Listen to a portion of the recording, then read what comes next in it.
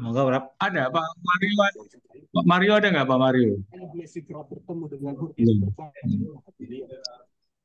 Oke, saya mau going through sedikit presentasi saya, hanya penguatan saja sifatnya, tapi sebenarnya dalam andragogi ini S3 kan lebih banyak belajar mandiri ya. Saya hanya lebih menguatkan ke karakter sebagai peneliti Anda sehingga eh, dimanapun Anda bisa pergunakan modal karakter Anda sebagai peneliti atau sebagai eh, doktor gitu ya, sehingga tidak hanya menyandang gelar doktor. Oke, kita mulai saja. Saya full screen slideshow. Kelihatan ya? Kelihatan, Prab? Oke, kita mulai ya. Terima kasih. Selamat malam semuanya. Assalamualaikum warahmatullahi wabarakatuh. Waalaikumsalam warahmatullahi wabarakatuh. Ketemu lagi di perkuliahan kita pada malam hari ini. Ya, jangan dilihat sebagai perkuliahan lah. Belajar bersama. Makanya saya tulis di situ tagline-nya adalah enjoy the adventure of learning, ya, supaya pembelajaran tidak menjadi beban, tapi pandang sebagai adventure, sebagai tantangan, ya, yang bisa dinikmati. Ya, tantangan yang nanti menghasilkan rantangan juga akhirnya gitu kan. Memberikan rantangan kalau tantangan ini bisa kita eh, lalui dengan baik, kita jalani dengan baik sehingga tidak hanya menguasai keilmuan tapi Anda memiliki karakter yang kuat sehingga berkontribusi terhadap peradaban manusia, perkembangan peradaban manusia, bukan hanya tentang meraih dan menyematkan dua huruf di depan nama Anda saja, tapi lebih pada berkontribusi pada perkembangan ilmu pengetahuan, berkontribusi pada perkembangan peradaban manusia secara umum, ya. Jadi Anda sudah harus mengangkat level kesadaran Anda tidak hanya di level spesifik teknis keilmuan, ya, tapi sudah sebagai dokter itu sudah ada berpikir universal, holistik universal, ya, sehingga bisa menarik benang merah apapun, fenomena apapun yang di alam semesta ini eh, dengan teori, ya, dengan Anda sebagai individu dan sehingga Anda tahu di mana bisa berperan di dalam kehidupan ini, di dalam perkembangan peradaban manusia ini, ya, demi anak cucu kita kelak juga, gitu kan? Karena apa yang kita lakukan hari ini akan berimpact pada kehidupan anak cucu kita dalam peradaban-peradaban manusia berikutnya. Oke, nah ini gambaran dari pohon pengetahuan ya. Jadi cabang, eh, ranting, dan daun dari ilmu pengetahuan itu sangat-sangat banyak dan bisa membingungkan. Sehingga di situ dibutuhkan peran guru atau dosen atau fasilitator atau peneliti sebelumnya. Sistem pengajaran, sistem penyebaran ilmu dibutuhkan agar penelitian kita memiliki pijakan ilmiah yang kredibel dan reliable, ya, tidak hanya sekedar menyelesaikan disertasi atau sekedar memenuhi syarat pembuatan jurnal.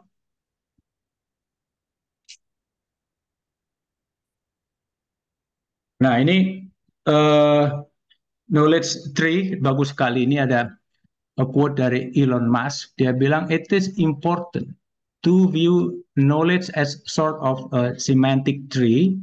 Make sure you understand the fundamental principles. Ya, seperti the trunk and big branches before you get into the leaves, or there is nothing for them to hang on.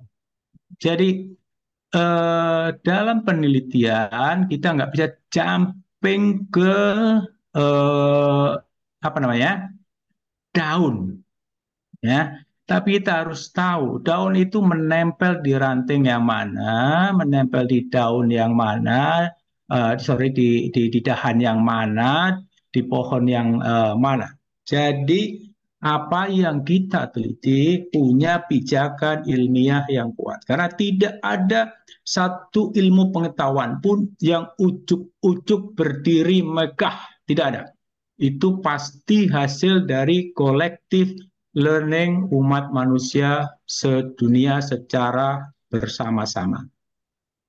Ya, itu penting memahami pohon pengetahuan dan tahu urutannya, cantolannya dari ilmu yang kita pelajari itu di mana, sehingga ada rujukan ilmiah, sehingga apa yang kita tulis itu diakui oleh komunitas ilmu pengetahuan, oleh komunitas sains.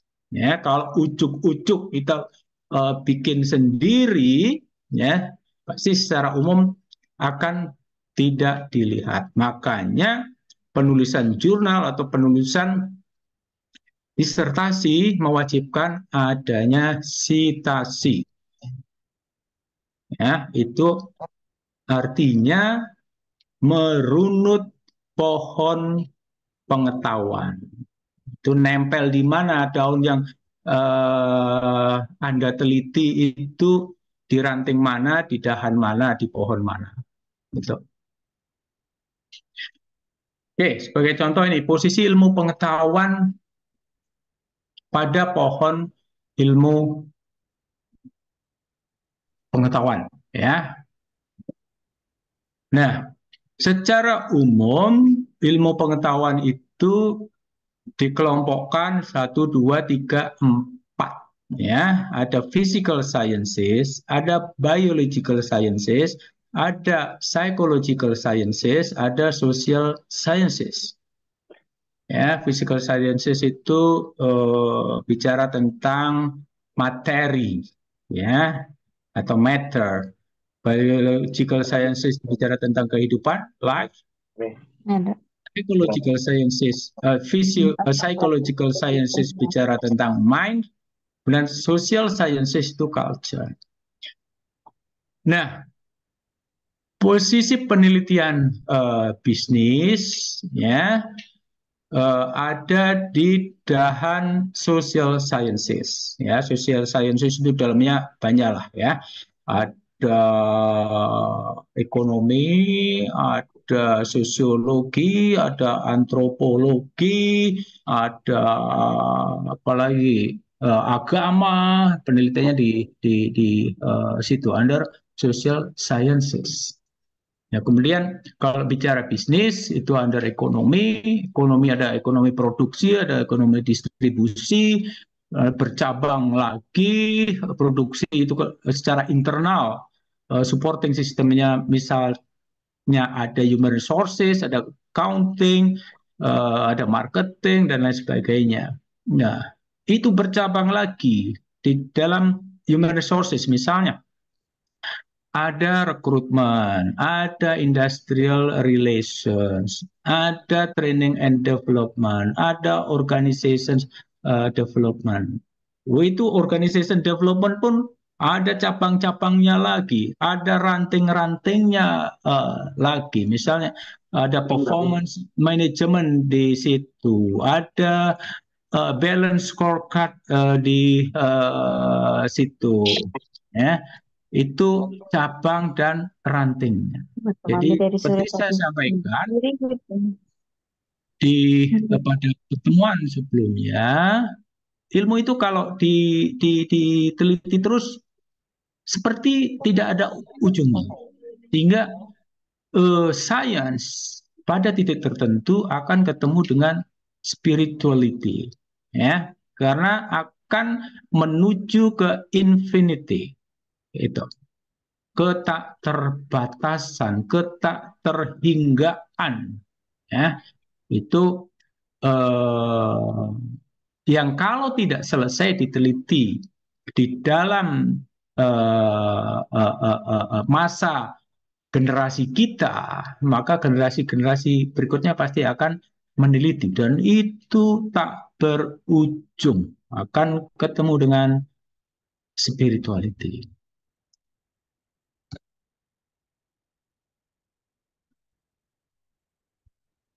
Oke. Berikutnya, bentar. Ups. Bentar ya. Ini, kok saya nggak bisa end show.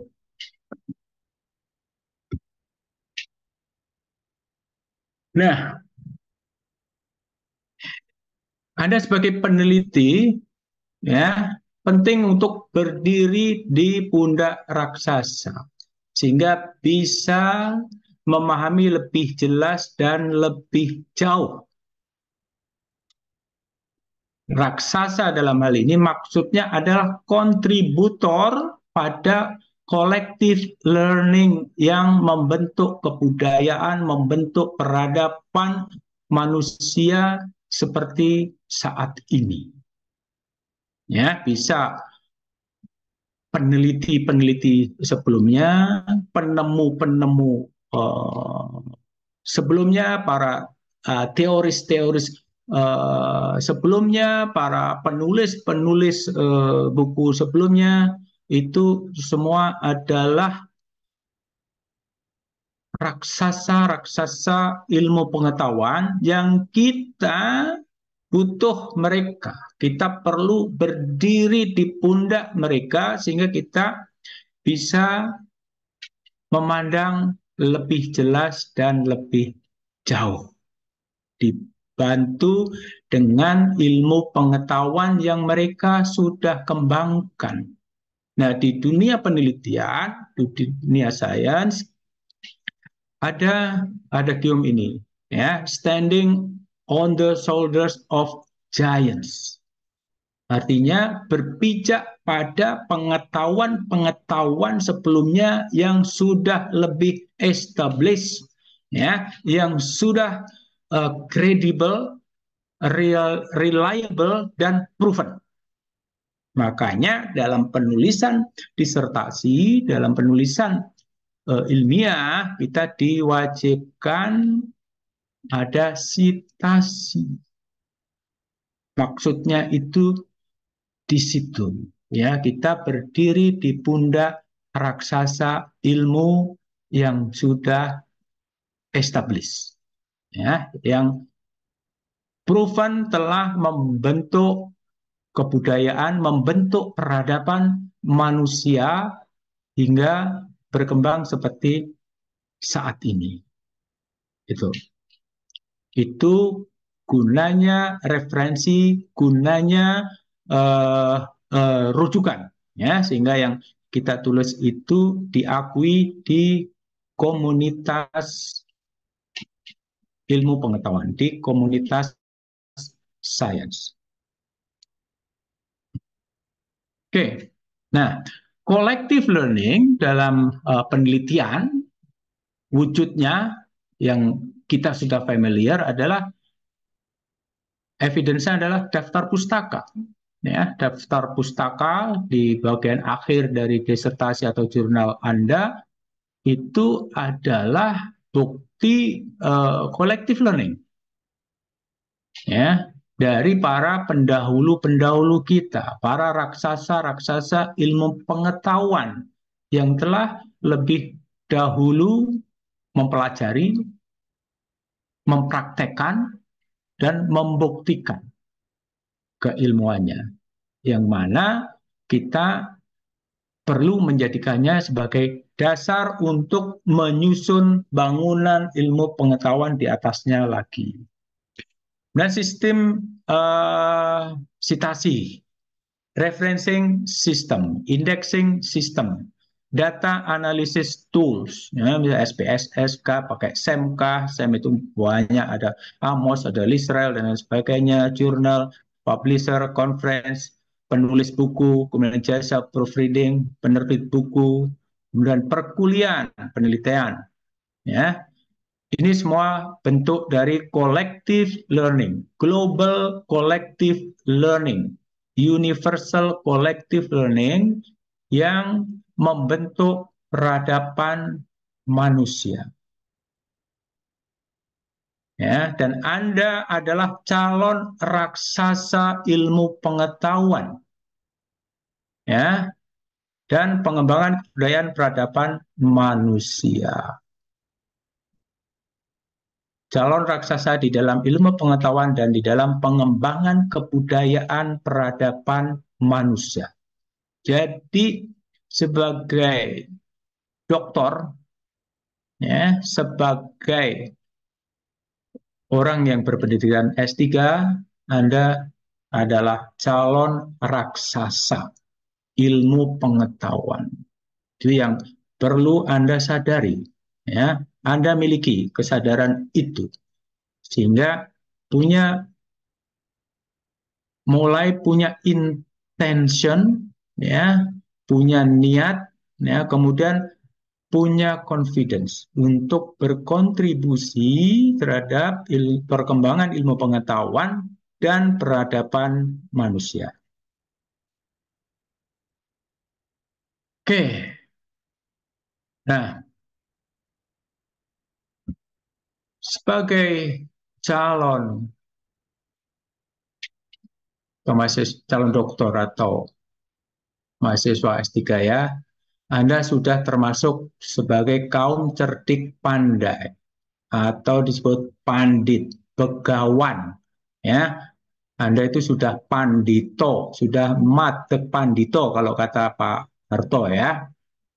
Maka sebagai cerdik pandai, kaum cerdik pandai, sebagai pandit atau pendeta di dalam agama, ya, atau begawan, Anda harus punya mentalitas untuk terus mendorong batas ilmu pengetahuan Anda, ya. Eh, tapi saya yakin itu akan terbentuk dengan sendirinya, ya. Begitu Anda melalui proses yang berdarah-darah, ya, dari penulisan disertasi Anda, ya, itu akan membentuk eh, karakter Anda untuk selalu ingin belajar. Karena semakin belajar itu akan semakin Anda menemukan ranting baru yang Anda belum tahu.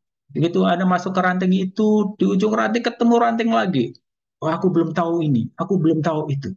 Ya, itu secara alamiah akan terjadi seperti itu. Kemudian mendorong batas pembelajaran kolektif. Ya, kalau sebelumnya mungkin hanya belajar dari buku, nah begitu Anda menjadi seorang doktor, terus kemudian menulis jurnal, nah, batas pembelajaran kolektif Anda sudah eh, terdorong lebih luas. Anda sudah menjadi makhluk global dalam ilmu pengetahuan. Kalau sudah masuk ke dunia jurnal, nah, Anda masuk ke global collective learning. Gitu. Yang ketiga, sebagai begawan, sebagai kaum cerdik pandai, terus mendorong batas kontribusi Anda, baik secara ilmu pengetahuan maupun di dalam karya kerja Anda. Ya. Nanti Anda akan, setelah melewati itu semua, Anda akan memandang dunia ini secara berbeda. Keinginan untuk berkontribusi kepada peradaban ini akan membesar dan terus membesar. Jadi mentalitas untuk taking, untuk getting, untuk collecting itu akan lebih mengecil. Tapi mentalitas untuk giving, untuk contributing itu akan membesar. Ya, tanpa Anda sadari, tiba-tiba Anda akan memandang diri Anda, aku sudah begini, itu, ya.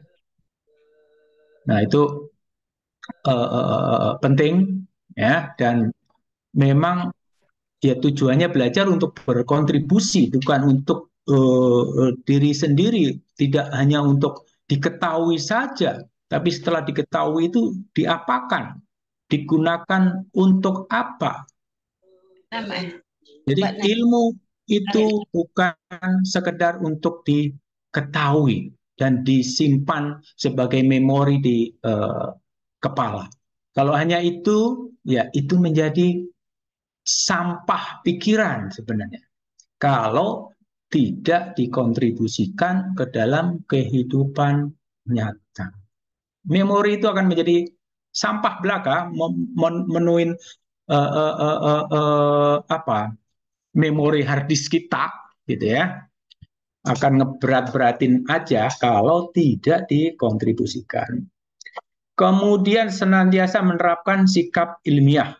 Ya, kalau bertindak itu mempunyai tujuan, cara bertindaknya sistematis, kemudian memandang secara objektif, kemudian selalu berpikiran kritis, bertanya, men-challenge, kemudian berpikir empiris. Ya, empiris itu berdasarkan sesuatu yang nyata, gitu ya. Bicaranya nggak lagi tentang uh, hantu lagi, tentang uh, uh, apa namanya, setan gitu-gitu ya, tapi lebih uh, hal-hal yang sifatnya empiris. Kalau yang itu pendekatannya berbeda. Kemudian mengembangkan kebijaksanaan. Nah, ini penting. Anda sebagai pegawan, sebagai pandit, sebagai cerdik pandai, itu salah satunya terlihat dari tingkat kebijaksanaan. Ya, dari cara berbicara, cara bertindak, cara bertanya, orang akan mengukur tingkat kebijaksanaan Anda di level mana. Apakah Anda cocok disemati dua huruf D sama R itu? Ya, kalau dalam berpikir, berkata, bertindak tidak mencerminkan kebijaksanaan.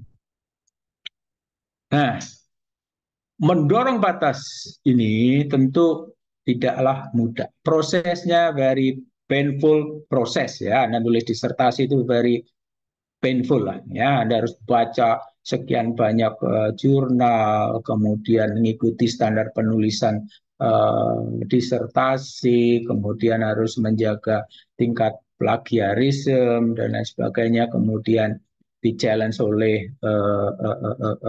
promotor, co-promotor, painful, ya, harus begadang lewat tengah malam dan lain sebagainya. Tapi ketika melakukannya, yakinlah bahwa dunia akan tampak berbeda. Ya, begitu Anda melakukan 1, 2, 3, 4, 5 itu, dunia akan tampak berbeda. Contohnya mendorong batas kontribusi. Ketika mentalitas berkontribusi, memberi, giving, Anda lebih besar daripada mentalitas mengumpulkan, mendapatkan, apalagi sampai nyolong, wah itu dunia sudah pasti akan tampak berbeda. Ya, secara psikologis juga akan berbeda. Dunia akan menjadi lebih indah rasanya kalau memiliki mentalitas berkontribusi lebih besar daripada mentalitas mengumpulkan, mendapatkan, meminta, menuntut. Itu. Dunia Anda akan terasa berbeda kalau sudah memiliki mentalitas kontributif.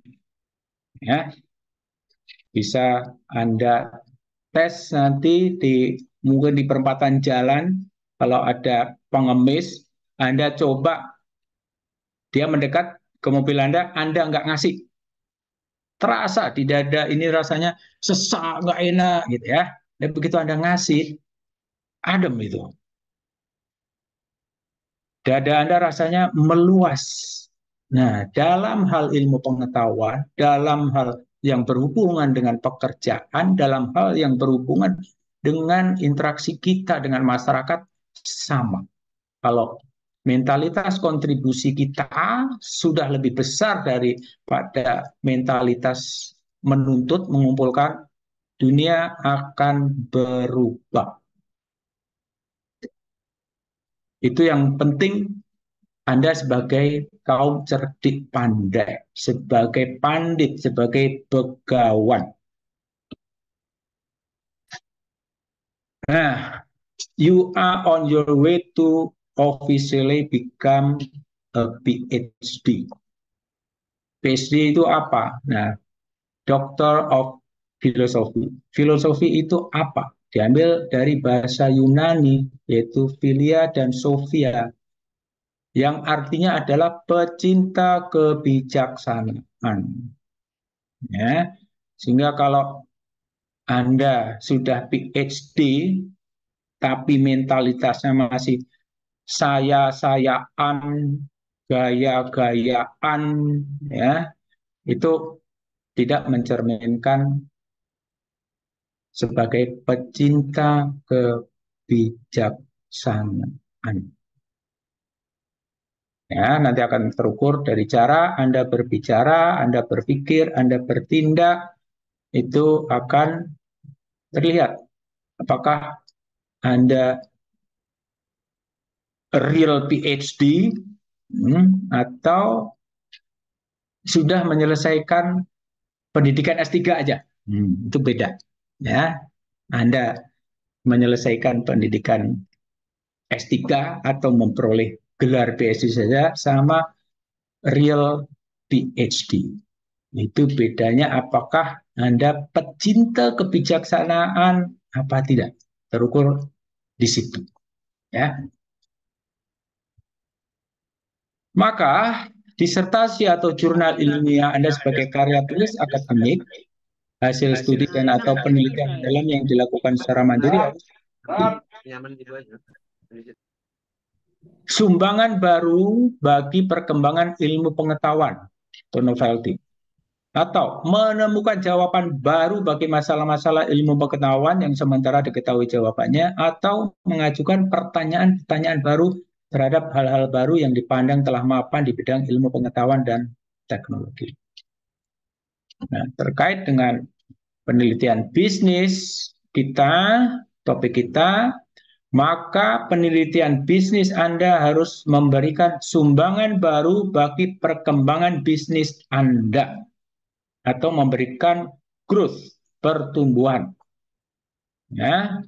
Kemudian juga menemukan jawaban baru bagi masalah-masalah bisnis yang masih sementara Anda ketahui jawabannya, atau improvement, perbaikan. Kemudian senantiasa mengajukan pertanyaan-pertanyaan baru terhadap hal-hal baru yang dipandang telah mapan pada bisnis Anda.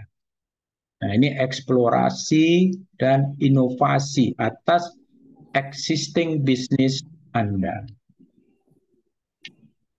Jadi itu sebenarnya penelitian bisnis.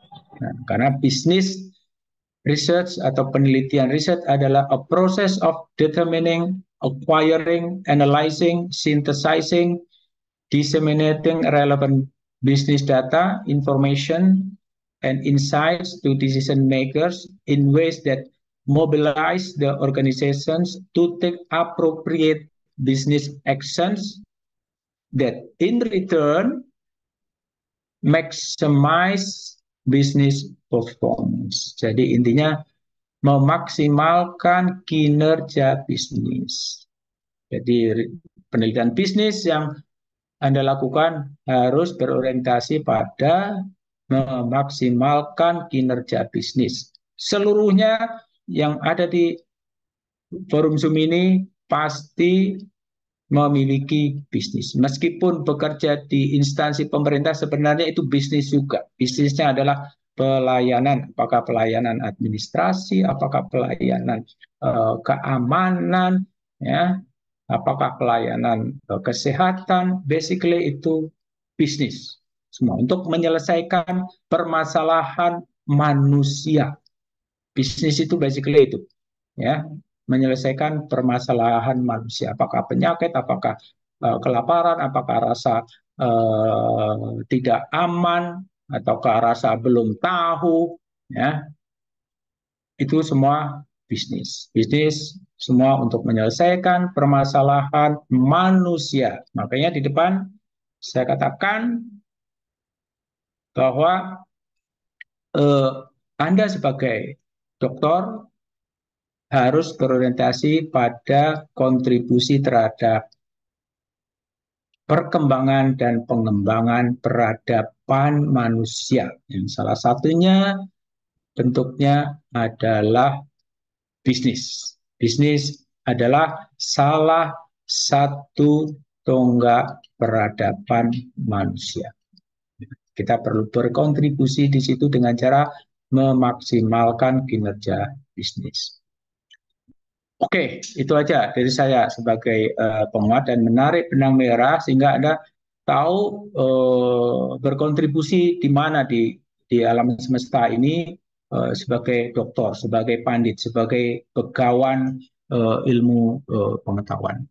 Oke, selanjutnya kita masuk ke presentasi. Presentasi pertama sesuai jadwal itu hari ini siapa aja Bu Indri, Bu Helti, ada 6 ya? Iya, hari ini ada 6. Sebentar ya. Mana ya tadi ya? Bu Elti, saya, Bu Ana, Pak Yadi, Pak Deni, Bu Komariah. Oke, karena Yang dari banyak, satu mungkin program. diskusinya nggak perlu banyak. Yang penting saya mengukur pemahaman dari setiap presenter saja. Ya, diskusi kita minimalisir ya, karena pesertanya banyak.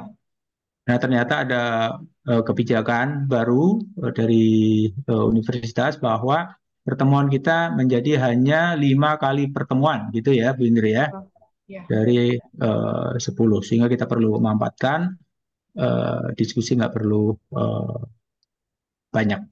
Oke, silakan presenter pertama Bu Haja LT, monggo. Izin Prof, sebelumnya, jadi kita batasi tidak ada pertanyaan, tapi Mm-mm. pernyataan mungkin ya Prof ya, jatuhnya ya. Oke, boleh ya. Tapi ingat ya, Kalau, sifatnya kontributif ya, oke, siap.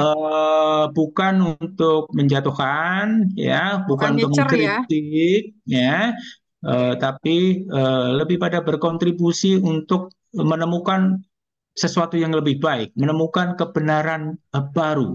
Nah, di situ kebijaksanaan Anda di challenge ya, sebagai pecinta kebijaksanaan Anda sebagai Doctor of Philosophy ya, bukan mahasiswa S1 lagi yang pingin gaya-gaya di panggung dengan pernyataan yang menyulitkan ya gitu ya, tapi lebih pada purely intentionally mencari kebenaran, mencari sesuatu yang lebih baik gitu. Oke, silakan.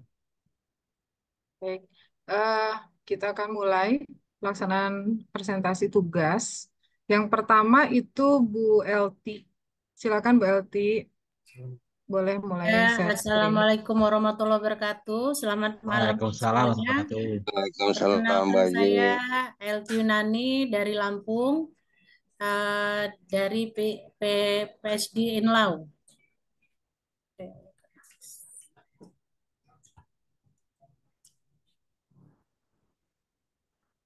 Bentar ya, tunggu ya.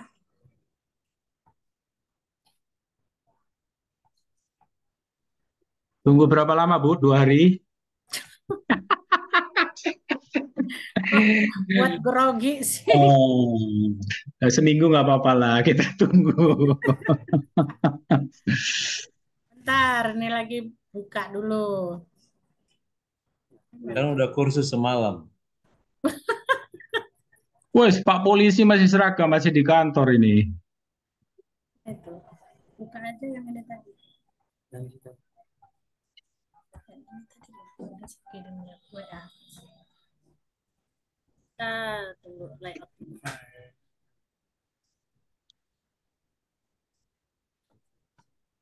Ih, lama banget eh.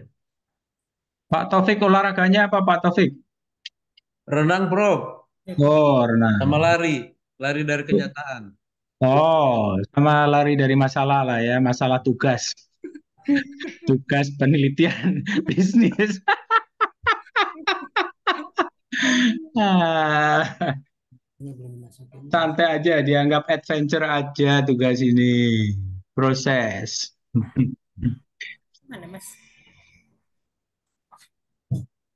Lagi mau WA Maaf ya operator. Prof, nunggu sebentar ya Prof. Iya, Nunggu 2 bentar nggak operator. apa-apa. Nunggu operator. Maklum baru bisa.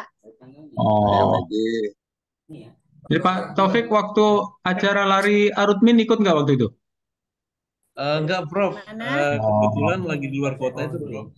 oh ya, itu bulan November.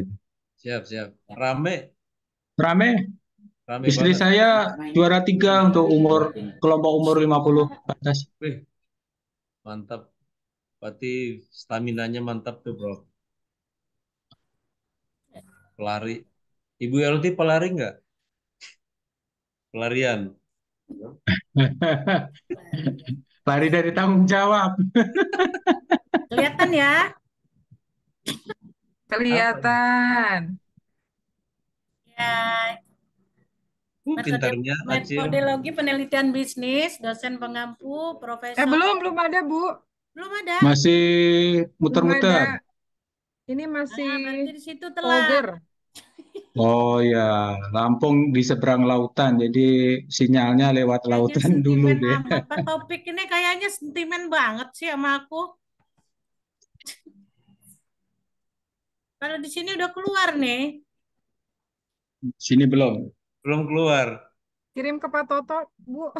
Lagi Kirim Pak Toto ya? Coba Pak Toto. Udah kirim ke Pak Toto, takut nge-lag lagi kayak kemarin. lewat Selat Sunda filenya. Seneng banget kayaknya ya. Ini Pak Toto udah tak kirim ya. Enggak. Oh, Bantu ya Asrot Pak Mas. Toto Asrot. Bukan OB Prof, OB. Berarti Bu Haja LT stop share dulu. Pak Toto yang Stop. share gitu kah? Ya siap. Ya. Makasih. Ya invoice menyusul lah ya Pak Toto ya. Oke. Enggak, invoice-nya enggak menyusul. Nilainya tambah ke saya. Gak apa-apa. Yang penting kita lulus bersama. Di mana Mbak? Bu LT? Udah tak kirim PDF. Buka dong, belum dibuka ini ke WA. Ini saya buka WA kok. Oh iya, ya. Oke. Baru nyampe. Kirim ke saya lagi. Lemot.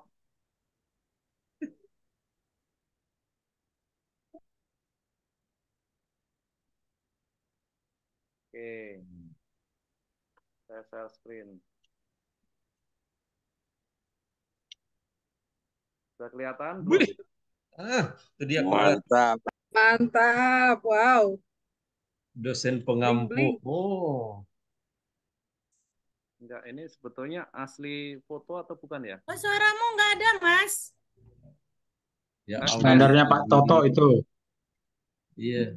Suara saya kan lagi di manis-manis. Suaranya Kan Yang bukan kita Pak. yang kita butuhkan suaranya Bu LT kok. Oh iya, siap. Ya. Berarti minta dipaparkan sama Pak Toto. Ya. Ya, tadi udah perkenalan, udah pembukaan ya. Oke, Saya silakan. baca metodologi penelitian bisnis, dosen pengampu, Profesor Dr. Makin Perdana Kusuma, sarjana ekonomi magister manajemen.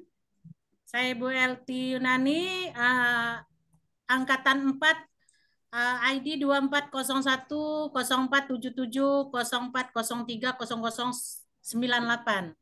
Next, Mas Sebenarnya itu Toto. kurang T itu.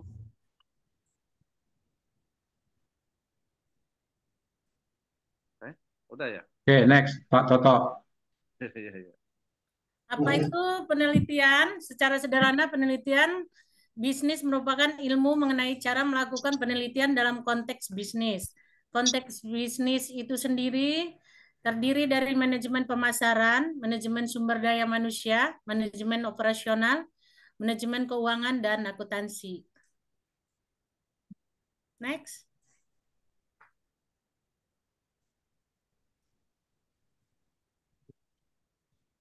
Tujuan penelitian dari perencanaan bisnis ini adalah mengetahui kelayaan bagi bisnis agar di kemudian hari perencanaan yang dibuat untuk bisnis ini sudah tersusun dan teruji. Kelayaannya dari aspek-aspek yang meliputi aspek-aspek lingkungan bisnis, pemasaran, operasional, sumber daya, dan keuangan. Manfaat penelitian, hasil dari penelitian ini diharapkan dapat memberikan beberapa manfaat sebagai berikut. Manfaat teoritis untuk menambah wawasan dan pengetahuan bagi penulis dan pembaca dalam menghubungkan masalah yang diteliti sebagai acuan. Terus B, manfaat praktis. Dari segi praktis penelitian ini adalah untuk bahan masukan bagi saya pribadi yang akan menjalankan usaha ini. Metode yang dapat dipergunakan dalam penelitian, metode penelitian kuantitatif, penelitian kualitatif, penelitian gabungan, penelitian survei, penelitian dasar, penelitian terapan, dan penelitian evaluatif. Contoh metode penelitian 1, observasi adalah metode penelitian pertama. Observasi juga sering digabungkan dengan metode lainnya dalam satu penelitian karena metode ini yang paling sering digunakan dalam berbagai topik penelitian. 2, wawancara, yaitu jika seseorang individu atau kelompok dijadikan subjek penelitian, biasanya akan dilakukan metode wawancara untuk mendapatkan data oleh peneliti. Pengalaman penelitian bisnis di kantor notaris dan PPAT. Melakukan penelitian bisnis untuk mendapatkan solusi terhadap problema di kantor notaris PPAT. Penelitian di kantor notaris, contoh, penurunan order tentang akta fidusia dan penurunan order dari bank dan orang perorangan. Penelitian di kantor PPAT, contoh penurunan orderan tentang akta jual beli, hibah, APHT, APHB, dan lain-lain. Terima kasih. Ah, gitu aja. Iya. Oke, dan sorry, masalah yang ditemukan terus diapakan Bu LT dan menggunakan framework apa? Menggunakan kerangka kerja apa untuk menyelesaikan masalah itu? Kan tadi penurunan itu tadi kan ya? Iya. Nah, actionnya apa dan menggunakan framework apa? SEM sama penelitian kualitatif. Apa Itu. bentuknya apa? Yang dilakukan apa? Secara Yang dilakukan itu saya survei ke bank-bank yang sudah PKS dengan saya pribadi. Ternyata kendalanya ada notaris-notaris yang baru dilantik, mereka banting harga itu, Prof. Seandainya saya biasa di bank pengikatan 2,5% dari harga yang sudah ditetapkan, seandainya 10 miliar, berarti saya ambil fee untuk saya kan 2,5%. Ternyata notaris-notaris baru itu mereka memberi harga 0,5%, bahkan 0,25%. Oke, kualitatifnya itu dengan cara menggali informasi, mewawancarai, atau dengan cara apa? Mewawancarai pihak pekreditan di bank atau di fidusia. Tadi kan ada fidusia. Nah, fidusia ini melalui BM Finance. Nah, dari BM Finance ditanya, kok orderan saya sedikit, biasa saya ribuan tiap bulan. Nah, ternyata contoh, Ibu kan dari finance itu dari akta jaminan fidusia itu kan saya dapat 250.000 per akta jaminan fidusia. Kalau dia mobil 450. Biasa saya dapat 2.000 tiap bulan itu, Prof. Ternyata turun jadi 500, 300. Ternyata ada masuk notaris baru yang mengasih harga yang lebih miring, bahkan 125.000. Nah, jadi dari Oke. finance yang rekanan dengan saya, otomatis mereka cari yang murah. Ya, ya. Oke, berarti frameworknya Ibu menggunakan framework gap analysis, ya. Jadi kondisi nyatanya seperti apa, kemudian kondisi seharusnya seperti apa. Terus kemudian Ibu menggali menggunakan metode kualitatif yaitu wawancara. Tapi Ibu juga kalau saya lihat menggunakan mixed method sebenarnya, ada kualitatif, ada kuantitatif. Kuantitatifnya adalah Ibu menggunakan framework comparison ya, membandingkan harga ya. Itu Ibu sudah menggunakan kerangka kerja itu. Nah, yang paling penting itu Ibu memahami kerangka kerja yang dipakai itu apa, kemudian metode penelitiannya apa, sehingga bisa menarik benang merah antara praktek di lapangan yang Ibu kerjakan dengan teori yang dipelajari di mata kuliah ini. Oke, yang lain ada pernyataan atau pertanyaan yang membangun? Kalau nggak ada, kita lanjut. Oke, nggak ada ya? Oke, kita selamatkan Bu Elti, jangan ada yang nanya lagi. Boleh nanya, Prof, boleh. Nanya tentang PPAT, PHT, ada itu, Oke, ada ya. hibah. Oke, cukup. Ya. Sudah Disuruh bayar, bagus. Prof. Yang penting kita sudah menarik teori dari apa yang dilakukan oleh Bu Haja Elti. Itu yang penting, ya. Dari fenomena di lapangan, kemudian kita tarik benang merahnya ke teori penelitian itu apa. Oke, terima kasih Bu Haja Elti. Terima kasih, Ya, Prof. 2 jempol untuk Bu Haja Elti. Oke, Disuruh bayar ini next. teman. Oh iya, invoice menyusul Mas Oto.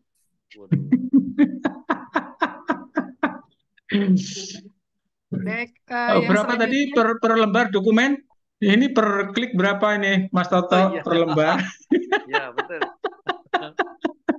Katanya gini, Prof, jangan panjang-panjang karena nanti nggak kebagian waktu teman yang lain. Oke, ya. Oke, sip.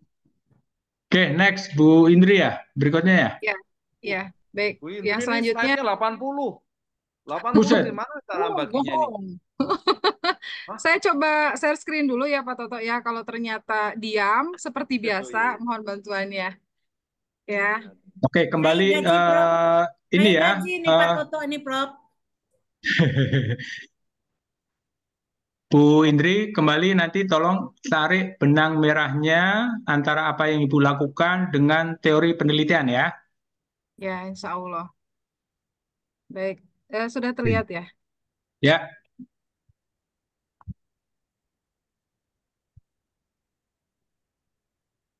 Bisa Sudah. ini berubah ya? Udah berubah ya? Sudah. Belum. Baik. Belum. Udah. Maksudnya berubah apa? Bergeser slide-nya. Baik, saya akan coba mempresentasikan tugas. Bentar. Metodologi penelitian. Metodologi penelitian bisnis merupakan kerangka kerja yang digunakan untuk merancang menjalankan dan menganalisis penelitian yang berkaitan dengan bidang bisnis. Dalam dunia bisnis, penelitian memiliki peran yang sangat penting dalam pengambilan keputusan yang didasarkan pada data dan fakta yang valid. Oleh karena itu, memahami metodologi penelitian bisnis menjadi kunci utama dalam menjamin keberhasilan suatu penelitian bisnis. Oke. Langkah penting dalam metodologi penelitian bisnis itu yang pertama, berubah nggak? Enggak. Belum bergeser. Nah ini dia. selalu saja. Bergeser nggak? Belum. Nah, coba Slideshow, kursinya coba dilihat. slideshow. Kursinya digeser. Ini belum Apanya? slideshow ya. Ini sudah slideshow. Oh, di Masih sini nonton belum. lagi nih. Ngehang lagi ya. Ini udah? Belum. Masih? Coba Belum, Bu, ambil belum. alih. Saya ambil alih. Saya request kontrol tuh. Oke, approve udah. Oke, coba ya. Stop share berarti Bu. Bukan saya yang ini, Pak. Oh. Udah diambil alih oleh Pak Toto. Oh, oke oke oke oke. Udah aku approve, Pak.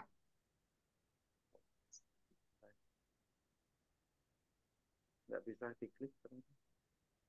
Kalau pertanyaan-pertanyaan itu, Udah, Nah, udah. itu udah. ya Eh, bisa udah semua. belum nih? Udah dalam praktek. Sudah bergeser. Yang kayak masih Ah, udah. Ya, oke. kayak masih stres gini Oke. kan. Pak pun Pak minta Ternyata bantuan banyak itunya, teman-teman toolsnya senataris itu, yang saya kalau itu tidak kontrolnya kuning, itu saya katanya. diturunin Kalau ya? kamu orang mau nanya sama saya, tanya Enggak. sama saya sekarang. Wait, bentar. Oke. Selamat. Sebelumnya Pak Toto sebelumnya. Sebelumnya. Nomor 3, slide 3. Oh, setelahnya toh. Oke, dilanjutkan ya. Langkah penting dalam metodologi penelitian bisnis. Yang pertama, identifikasi permasalahan atau pertanyaan penelitian. Hal ini dapat melibatkan analisis situasi bisnis, tantangan yang dihadapi atau peluang yang ingin dimanfaatkan dengan mengidentifikasi permasalahan atau pertanyaan penelitian yang jelas. Maka tujuan penelitian bisnis dapat ditentukan dengan lebih tepat. Next. Yang kedua, perumusan hipotesis atau rujukan penelitian. Hipotesis atau tujuan penelitian akan menjadi panduan dalam proses pengumpulan data dan analisis yang dilakukan. Yang ketiga, desain penelitian. Desain penelitian mencakup pemilihan metode penelitian, teknik pengumpulan data, serta perencanaan analisis data, di mana metode penelitian bisnis dapat meliputi metode kualitatif, kuantitatif, ataupun campuran, tergantung pada sifat permasalahan yang diteliti. Next. Yang keempat, teknik pengumpulan data. Yang dimaksud dengan teknik pengumpulan data adalah tahapan di mana data-data yang diperlukan untuk menjawab pertanyaan penelitian dikumpulkan, di mana teknik pengumpulan data ini meliputi wawancara, kuesioner, observasi, studi dokumentasi, dan sumber data sekunder lainnya. Belum? Belum, Pak? Belum. Halo, Pak? Nggak diapa-apain. Ini loncat sendiri. Oh, maksudnya? Ini berpindah sendiri, Pak.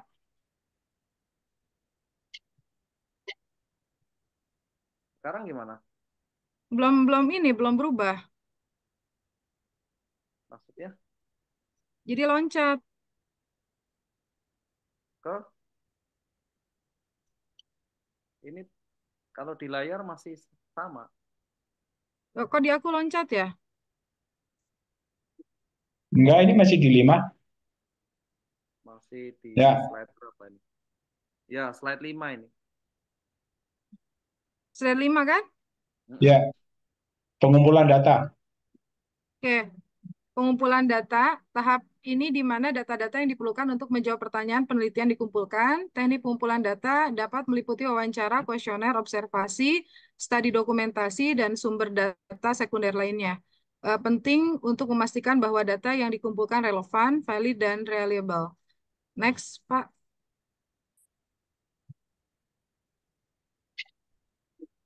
Oke. Kemudian yang kelima, analisis data. Menganalisis data dengan menggunakan teknik-teknik analisis yang sesuai dengan metode penelitian yang digunakan. Analisis data bisnis dapat meliputi teknik statistik, konten analisis, analisis regresi, atau teknik analisis kualitatif seperti tema dan naratif. Yang keenam, interpretasi dan penarikan kesimpulan. Dari hasil analisis data, peneliti bisnis dapat melakukan interpretasi terhadap temuan-temuan yang diperoleh. Interpretasi ini kemudian menjadi landasan untuk penarikan kesimpulan yang relevan dengan tujuan penelitian. Kesimpulan yang ditarik harus didasarkan pada data yang valid dan analisis yang cermat. Yang ketujuh, penyusunan laporan penelitian. Memuat seluruh proses penelitian, temuan-temuan, dan rekomendasi laporan penelitian bisnis yang baik akan memberikan kontribusi yang berharga dalam pengambilan keputusan bisnis yang didasarkan pada bukti-bukti yang kuat. Next. Baik, kesimpulan yang saya ambil dari poin pertama yang dibahas adalah dengan memahami dan mengikuti langkah-langkah metode penelitian bisnis secara cermat, diharapkan peneliti bisnis dapat menghasilkan penelitian yang berkualitas tinggi dan memberikan kontribusi yang berarti dalam perkembangan dunia bisnis. Next. Baik, saya akan menjelaskan sedikit tentang jenis metodologi penelitian. Saya akan menjelaskan jenis metode penelitian yang umum saja, dibagi menjadi 3. Yang pertama, metode penelitian kualitatif, di mana metode ini bertujuan untuk memahami fenomena secara mendalam. Melalui pengumpulan data deskriptif seperti observasi, wawancara, dan analisis dokumen, penelitian kualitatif sering digunakan untuk memahami konteks sosial, pola perilaku, dan pengalaman individu dalam konteks pendidikan. Yang kedua adalah metode penelitian kuantitatif. Metode ini menggunakan pendekatan statistik untuk mengumpulkan dan menganalisis data numerik. Penelitian kuantitatif sering digunakan untuk mengukur hubungan antara variabel, menguji hipotesis, dan membuat generalisasi dalam konteks pendidikan. Yang ketiga, metode penelitian campuran atau mixed methods. Metode ini menggabungkan pendekatan kualitatif dan kuantitatif dalam satu penelitian. Dengan menggunakan pendekatan campuran, peneliti dapat memperoleh pemahaman yang komprehensif tentang fenomena pendidikan dengan memadukan keunggulan dari kedua pendekatan tersebut. Lanjut. Dari jenis-jenis metode penelitian tersebut, saya mencoba untuk menyimpulkan. Setiap jenis metode penelitian memiliki kelebihan dan kekurangan masing-masing. Kesimpulan ini merupakan benang merah dari poin-poin yang tadi disampaikan. Saya ulang, setiap jenis metode penelitian memiliki kelebihan dan kekurangan masing-masing. Dan pemilihan metode penelitian harus didasarkan pada tujuan penelitian, pertanyaan penelitian, dan sifat fenomena yang diteliti. Dengan memahami berbagai jenis metode penelitian, para peneliti pendidikan dapat memilih pendekatan yang paling sesuai untuk menjawab pertanyaan penelitian. Next, Pak. Next. Baik. Framework yang saya gunakan pada tugas metode penelitian bisnis ini, saya ambil contoh yang biasa memang digunakan di dunia pendidikan, yaitu menggunakan contoh analisis SWOT untuk bisnis di bidang pendidikan. Next, Pak. Slide 11. Kekuatan atau strength, kekuatan yang ada di lembaga pendidikan, khususnya di sekolah saya. Pertama, kekuatannya adalah memiliki kualitas pendidikan yang baik, menggunakan kurikulum Merdeka Belajar, dan salah satu SMK di Indonesia yang ditunjuk dan yang lolos sebagai SMK Pusat Keunggulan. Ketersediaan tenaga pengajar yang berkualitas dan berpengalaman, kami mampu mengadopsi teknologi dalam proses pembelajaran yang mampu meningkatkan efisiensi dan efektivitas pembelajaran serta pengajaran.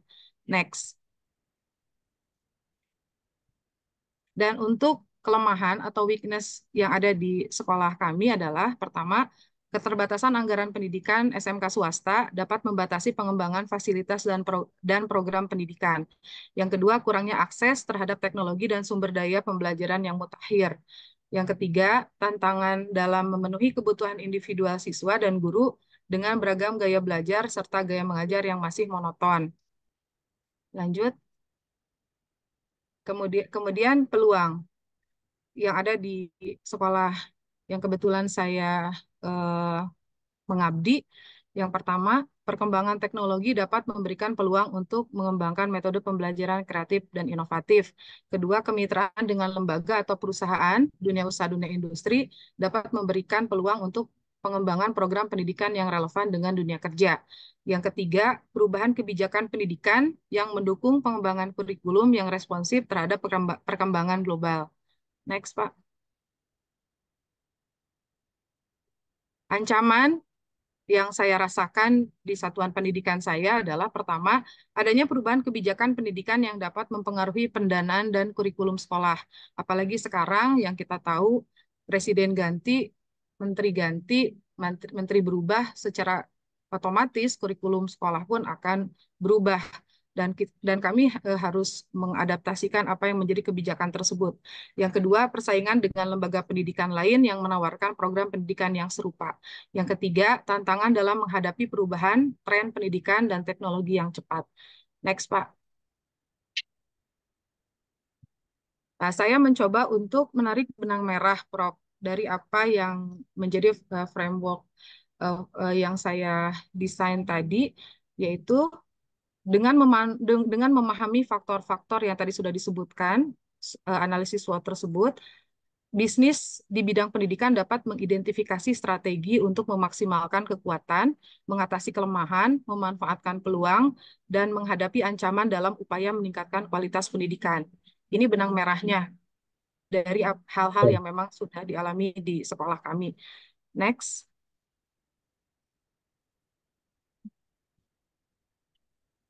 Analisis solusi bisnis dalam bidang pendidikan yang tentunya hasil daripada hal-hal yang disimpulkan dan dicarikan benang merahnya, saya mencoba untuk mencari solusi yang terbaik yang nantinya mudah-mudahan bisa menjadi jembatan menuju perubahan.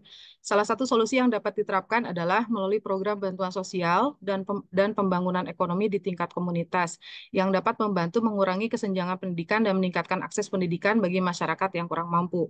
Selain itu, adopsi teknologi dalam pendidikan juga dapat menjadi solusi yang efektif karena dapat meningkatkan efisiensi dan efektivitas pembelajaran. Pemerintah, lembaga pendidikan, dan masyarakat perlu bekerja sama untuk mencari solusi yang efektif untuk mengatasi masalah pendidikan. Upaya lebih lanjut diperlukan untuk menghilangkan stereotip gender dan memastikan kesetaraan penuh dalam pendidikan. Investasi dalam bidang pendidikan perlu ditingkatkan untuk mengatasi ketidaksetaraan pendidikan dalam konteks bisnis di bidang pendidikan. Pelaku bisnis perlu cermat melihat peluang dan mengambil posisi yang tepat untuk mendapatkan hasil yang diinginkan. Adapun adopsi teknologi informasi dalam pendidikan juga dapat menjadi salah satu strategi yang efektif untuk meningkatkan kualitas pendidikan. Lanjut, Pak. Maaf, ini agak panjang. Kemudian penerapan program pendidikan yang inovatif dan relevan dengan kebutuhan pasar juga dapat menjadi langkah strategi dalam mengembangkan bisnis di bidang pendidikan. Itu pun bisa disimpulkan dari solusi yang ada. Kita harus mampu memahami secara mendalam tentang masalah pendidikan dan solusi yang telah terbukti efektif. Kita selaku pelaku bisnis di bidang pendidikan dapat mengembangkan strategi yang tepat untuk meningkatkan kualitas pendidikan dan mencapai kesuksesan dalam bisnis yang sedang ditekuni. Terakhir, terima kasih. Cukup sekian presentasi dari saya. Oke, ada yang bertanya? Monggo silakan. Bertanya atau berkomentar? Jadi pada intinya, bohong sebetulnya, Prof, bahwa dunia pendidikan itu bukan orientasi bisnis, tidak. Ya, jadi Oh ya pasti. Ya, ya, Mas. jadi terutama pendidikan di sektor swasta. Tidak ada istilahnya guru tidak kita berikan honor, kalaupun bentuknya yayasan Ya, ataupun sosial. Jadi semua unsur pendidikan zaman sekarang semua tidak ada orientasi minim tanpa angka seperti itu. Jadi ya, makanya perlu analisis SWOT ini lebih dikembangkan kembali dan tentunya solusi-solusi yang tadi disampaikan hasil akhirnya adalah selain daripada sekolah yang berkualitas, tentunya sekolah swasta ini harus memiliki sumber dana dan mampu mendanai ya, pendanaan yang memang dibutuhkan oleh perusahaan. Karena sekolah swasta adalah perusahaan. ya. Pada intinya seperti itu. Ya, mau bidang apa saja ya, mau bergerak di pendidikan teknis ya kalau tempat Bu Indri ya. Mau Ya, pendidikan teknis, pendidikan agama ya basically ya bisnis lah ya. betul.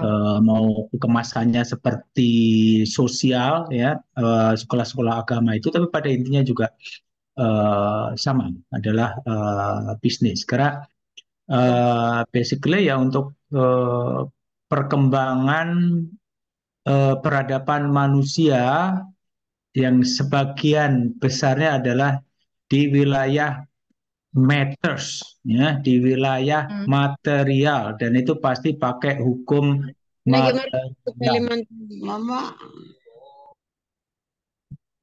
Oke. Ya. Nah, intinya yang penting yang dilakukan penelitian bisnis, teman-teman semua harus memberikan kontribusi pada growth, pertumbuhan dari perusahaan itu. Mau perusahaan pendidikan, industri pendidikan, growth itu bisa berupa jumlah siswa yang ujung-ujungnya juga kembali yang Bu Indri sampaikan adalah keuntungan, ya. Jadi growth dalam hal ini mungkin awalnya adalah jumlah peserta didik, tapi ujungnya adalah pertumbuhan dari keuntungan perusahaan. Sekolah itu basically juga bisnis. Maka untuk supaya tetap hidup ya harus ada growth. Untuk mencapai growth, salah satunya harus ada inovasi. Ya, selain inovasi ada improvement. Ya, tujuan lain dari penelitian bisnis adalah improvement dan innovations yang ujungnya mendorong growth, ya, maximizing business performance, kinerja bisnis. Oke, terima kasih Bu Indri. 2 jempol untuk Bu Indri. Terima kasih. 4 sih, jempol kaki saya juga sih. Oke, terima kasih Bu Indri. Ya, Next. sama-sama. Next, Baik, yang selanjutnya kalau di data Bu itu Ana. Bu Ana, ya. Oke, Baik, monggo. Bu Ana silahkan. Bu Dokter, silakan Bu Dokter.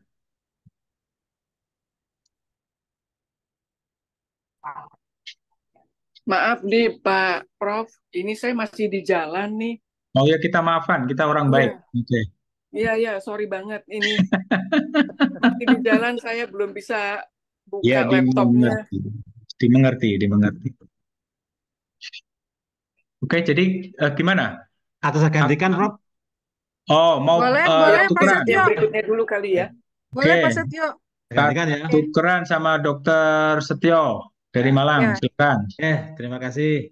Izin share screen ya.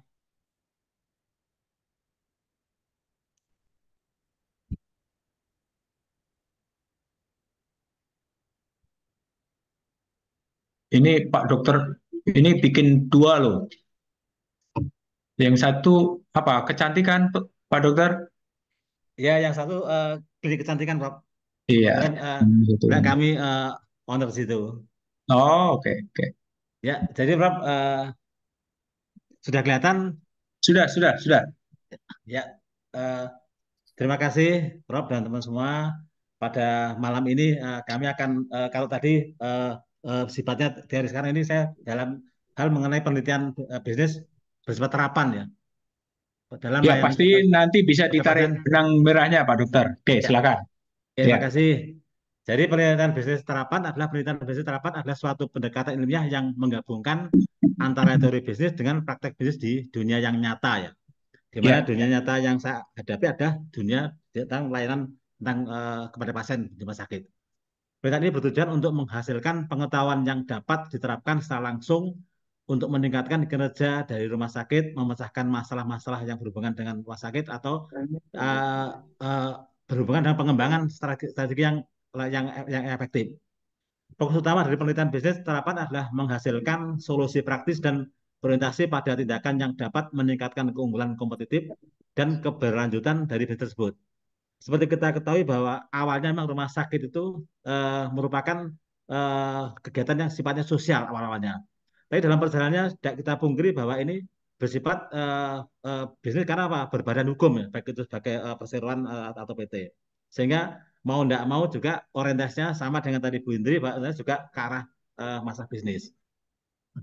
Apa tujuan penelitian bisnis terapan? Yaitu tujuannya adalah mengidentifikasikan masalah-masalah nyata yang dari rumah sakit dalam melayani pasien. Atau juga mengembangkan solusi yang dapat diimplementasikan secara efektif di dalam praktek pelayanan pada pasien di rumah sakit. Atau juga mengaplikasikan secara liar dalam pelayanan kepada pasien di rumah sakit. Ini ada beberapa tujuan dari penelitian bisnis terapan. Harapan dari penelitian bisnis terapan adalah dalam konteks penelitian bisnis terapan penting untuk menjembatani kesenjangan antara teori akademis dan praktek bisnis sehari-hari. Hasil dari penelitian ini dapat memberikan sumbangan yang signifikan terhadap pengambilan keputusan strategis dalam perbaikan dalam pelayanan kepada pasien, manajemen pengadaan sumber daya manusia, kemudian bagaimana tentang promosi-promosi dan juga berbagai aspek lain dari aktivitas bisnis yang akan memberikan kontribusi dalam pengembangan rumah sakit di masa sekarang maupun di masa yang akan datang. Problematika adalah sekarang itu adalah semacam ya terjadi kasus-kasus yang berhubungan dengan masalah pasien nuntut, pasien tidak puas. Kemudian juga banyak karena seakan-akan bahwa kepercayaan dalam rumah sakit di negara kita tuh kurang. Sehingga apa? Sehingga banyak pasien-pasien itu yang senang berobat ke luar negeri. Bahkan data dari Kemenkes sebutkan bahwa dana yang oleh luar negeri sampai ratusan triliun, sekitar 200 lebih yang pasien berobat ke sana. Ya, sehingga apa? Sehingga bagaimana supaya pasien-pasien itu tidak sampai lari ke sana dengan apa ya? Dengan bagaimana kita meningkatkan layanan, bagaimana meningkatkan sarana, bagaimana komunikasi yang baik. Harapannya ke depan bahwa pasien itu tidak usah jauh-jauh ke sana, tapi dilayani dengan sebaik-baiknya di sini. Ini beberapa kendala yang dihadapi ya dalam kondisi sekarang ini, bahwa problemnya ada dari pihak pasien maupun dari pihak pembelayanan itu ada hal-hal yang terjadi kesenjangan. Kemudian ini akan saya uraikan pertama dari pihak pasien. Jadi pada akhir-akhir memang pasien itu cenderung paham tentang haknya ya. Begitu haknya sedikit dikurangi makan protes. Kemudian juga pasien itu tidak paham ya bahwa kontrak yang diberikan antara dokter pasien adalah kontraknya upaya. Jadi bukan kontrak hasil. Nah, sehingga pasien itu taunya berobat ke rumah sakit itu harus sembuh, harus sehat, harus baik ya. Dan juga pasien tidak paham tentang masalah-masalah risiko medis dalam hal lain kesehatan.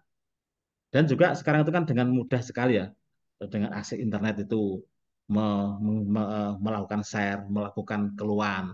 Sehingga itu banyak yang membuat bahwa kondisi-kondisi rumah sakit kita itu namanya jelek dibandingkan dengan kondisi rumah sakit di luar. Sedangkan di luar itu promosinya gencar sekali. Ini adalah problem yang dihadapi di dalam layanan kesehatan yang sekarang terjadi. Kemudian dari pihak dokter rumah sakit, memang karena jumlah pasiennya banyak ya, sehingga apa? Waktu untuk memberikan edukasi, kemudian juga waktu untuk memberikan penjelasan tentang masalah alur pasien bagaimana. Jadi pasien itu mulai datang itu sudah harus ada alurnya, di mana tempat parkir mobilnya, di mana tempat pendaftarannya, di mana tempat dia harus ngambil obatnya itu harus jelas. Kemudian juga masalah-masalah berhubungan dengan eh, eh, edukasi secara umum ya, general concern, spesial concern sampai ke informed concern. Jadi sini mulai alur pasien ya. Jadi dimulai pasien masuk ke rumah sakit itu sudah harus dimudahkan. Contoh kalau pasien berobat luar negeri itu dia begitu datang di bandara sudah dijemput dengan juru bicara, dengan bahasa-bahasa yang dengan bahasa kita, sehingga pasien itu merasa seakan-akan berobat di negaranya. Kemudian juga mengenai pendaftaran, di mana tempat pendaftarannya, kemudian juga di mana tempat bayarannya juga harus jelas. Kemudian juga syarat-syaratnya, apakah pasien ini pasien umum, pasien BC, atau juga pasien cukup dengan menggunakan KTP. Atau juga kemudian dalam alur pelayanan, tempat periksa bagaimana, tempat periksa labnya di mana, apotek non-pusat di mana. Itu semua harus diberikan kemudahan sehingga alur pasien itu jelas, sehingga pasien itu mendapatkan kepuasan dalam hal penanganannya. Kemudian tentang general concern. Jadi di sini ada hal yang harus disampaikan kepada pasien tentang masalah dan kewajibannya. Bagaimana tentang masalah persetujuan tindakan, memberikan akses informasi kesehatan, menjamin rahasia, kemudian juga menjaga privasi. Kemudian juga bagaimana kalau pasien mengeluh data caranya. Bagaimana cara pembayaran juga harus disampaikan secara jelas. Kemudian special concern yaitu bagaimana kalau pasien itu mau operasi, bagaimana kalau pasien itu ditempatkan di ruang ICU, ruang high care unit, harus ada kejelasan. Tentang ruang concern juga gitu, bahwa harus disampaikan betul tentang masalah indikasinya, tentang masalah yang berhubungan dengan risikonya, komplikasinya, kemudian juga sampai kepada alternatif tindakan yang akan dilakukan. Ini problemnya apa? Bahwa ada dua masalah, Pak. Dari pihak pasien ya, pihak dokter rumah sakit ya. Pasien apa? Dengan sakit itu kan pasien jadi panik bingung ya. Sehingga apa? Sehingga pasien itu di sini sensitif ya, mudah terprovokasi. Sehingga apa? Sehingga pasien itu karena dia tidak dalam kondisi yang bingung, sehingga pasien itu menerima edukasi-edukasi itu adalah kurang begitu dimengerti. Begitu juga pihak dokter bahwa di sini beban kerja yang berat, kelelawan, kurang bisa berkomunikasi dengan baik itu juga hal yang menjadi penghambat dari kondisi ini. Ini sebagai kesimpulannya bahwa komunikasi dengan pasien sangat perlu dalam penanganan pasien. Kemudian juga keterbukaan ya, baik mengenai pemeriksaannya, hasil pengobatan harus dilakukan secara baik. Dan penelitian bisnis terapan sangat berguna untuk melakukan evaluasi kinerja pada pasien, meningkatkan sarana-sarana yang bertujuan untuk pengembangan rumah sakit di masa sekarang maupun di masa mendatang. Terima kasih. Mungkin Prof. ada masukan-masukan. Oke, Pak Dokter. Ya. Jadi frameworknya kalau saya lihat analisa kesenjangan ya tadi beberapa kali nyebut tentang kesenjangan ya dalam bahasa Inggrisnya gap analysis ya itu sama dengan framework yang dipakai Bu LT tadi gap analysis juga Bu LT pakai mixed method ada kualitatif dan kuantitatif. Kalau dalam case-nya Pak Dokter ini cara menggali masalahnya menggunakan metode apa ini? Jadi Prof, ini kita melakukan kuesioner, Prof. Kuesioner ya. Kita sebar kuesioner dan nanti kuesioner akan kembali dengan apa? Dengan kuesioner yang simple, yang simple karena juga kalau namanya sudah orang sakit, orang kan sudah bingung. Kita yang simple, yang mudah, nah, sehingga juga apa? So, pasien itu bisa memberikan kuesioner secara jujur, secara jelas, sehingga pasien dengan mudahnya untuk menerima kuesioner ini. Oke, oke, udah. Yang penting sudah bisa menarik benang merah antara teori dengan praktek yang dilakukan, sehingga nanti dipraktekkan di mana saja kalau sudah menguasai frameworknya itu, jadi mudah gitu. Oke, yang lain, apakah ada yang berkomentar atau bertanya? Bertanya, Prof. Toto, Prof. Oke, monggo Pak Toto. silakan. Tumben-tumbennya loh saya bertanya ini. Ya. Ini saya mau nanya Pak Dokter ini. Suara saya jelas ya, Prof? Siap, Pak Toto, siap. Jelas. Nggak terlalu jelas, tapi terdengar lah. Oh iya, ya. Jadi begini, ini kan masalah di bisnis ya, di bisnisnya apa tadi, misalnya apapun ya, klinik gitu. Saya yang menjadi concern tuh begini. Kalau yang BPJS ya, kenapa klinik-klinik itu pada ini ya, kayaknya pada nggak semangat, itu ada masalah apa ya dengan BPJS-nya itu? Kan banyak tuh klinik yang sebetulnya apa namanya, dia merangkul BPJS, tapi ada juga yang enggak. Nah, saya yang menjadi curious tuh, ada apa itu bisnis di BPJS-nya itu? Apa pembayarannya lemot, atau ada bagi hasilnya yang ini, atau dia punya standar lain? Misalnya nih, kita biasanya, saya punya kasus gini, Prof, misalnya, Pak Dokter. Misalnya kayak di RSWP itu disodorin di awal itu kayak surat perjanjian. Apakah Anda punya BPJS enggak? Begitu misalnya ini, terus habis itu disodori lagi, ini harus dibayar mandiri gitu loh, tunai. Nah, begitu mandiri tunai, senang banget tuh RSPP, langsung dieksekusi. Ayo mau silakan silakan ke IGD, ke mana apa diturutin gitu loh.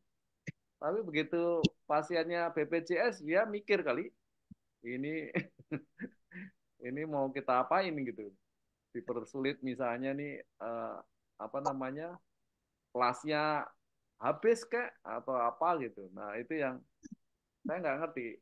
Itu di bisnisnya klinik ataupun rumah sakit, apa itu yang menjadi concernnya?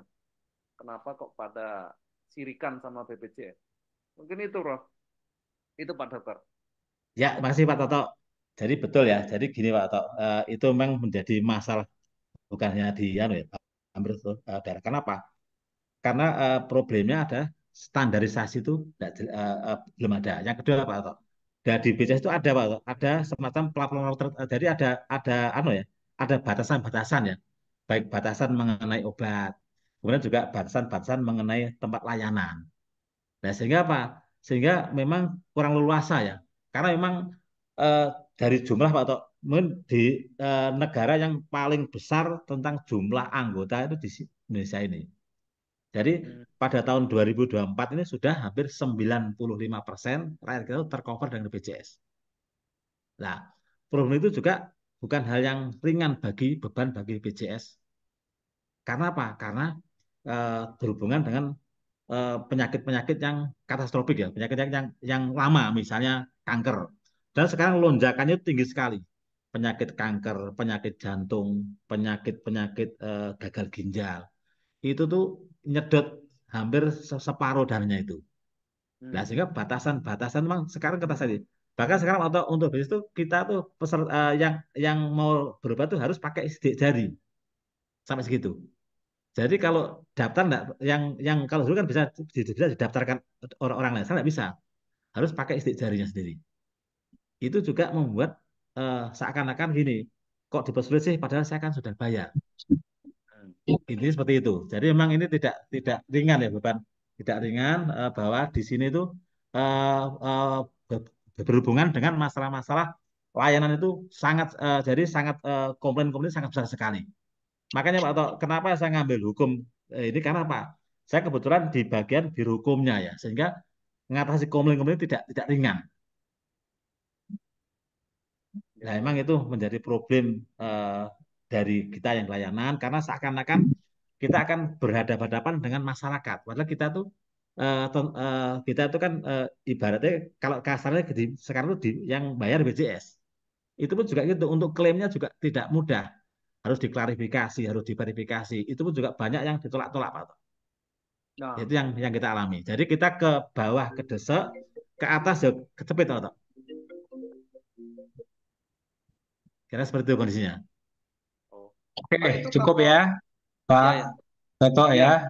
Terima kasih elaborasinya, Pak oke. Dokter juga karena masih ada beberapa yang harus presentasi. Oke, jempol 4 untuk Pak Dokter Setio. Makasih, Prof. Pak Toto, Ya, makasih. oke. Oke, berikutnya siapa? Bu Eh, Moderator? yang berikutnya Bu Komaria. Bu Komaria udah siap? Bu Komaria? Lah, kok Bu Komarianya nggak ada ya? Buka Harusnya Pak Deninya izin katanya ada panggilan khusus dari Prof. Suhendar itu di chat box. Kemudian Bu Bu Ana Maria sudah nggak sampai ada. belum? Bu Komaria ini nggak ada. Baik, sambil menunggu ada yang mau presentasi duluan nggak Bapak Ibu? Ya, Silakan. volunteer aja yang sudah siap. Toh ini sudah pada ngirim materinya sebenarnya. Ya, Bu tinggal Mayang, dibacakan siap? saja Bu ya. Mayang,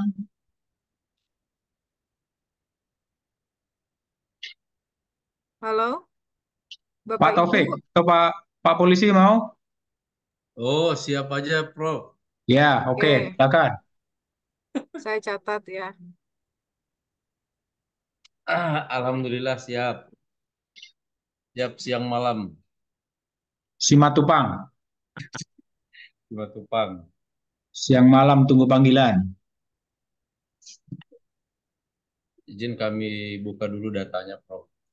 Ya,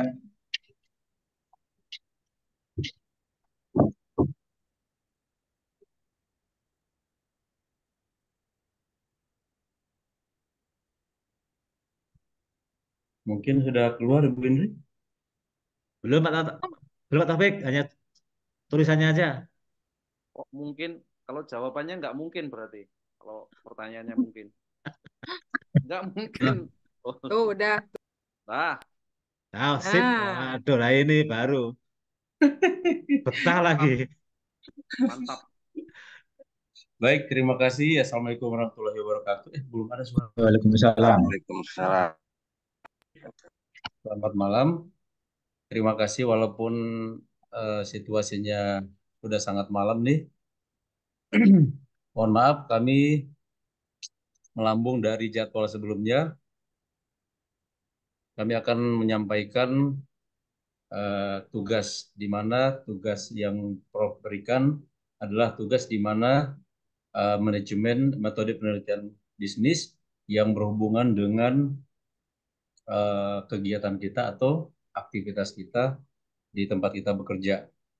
Jadi di sini kami mengambil judul penerapan prinsip betah terhadap rekrutmen disabilitas yang inklusif dan beragam.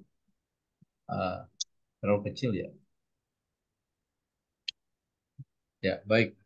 Di sini sebelumnya kami sampaikan betah ini merupakan singkatan dari bersih, transparan, akuntabel, dan humanis.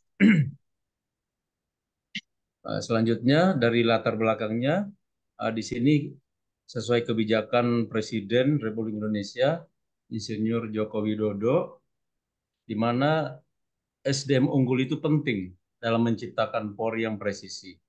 Nah, kemudian diadopsi oleh Kepala Kepolisian Republik Indonesia, Jenderal Polisi Dr. Andes Listio Sigit Prabowo MSI, di mana mempunyai 16 program prioritas Kapolri menjadikan SDM yang unggul di era 4.0.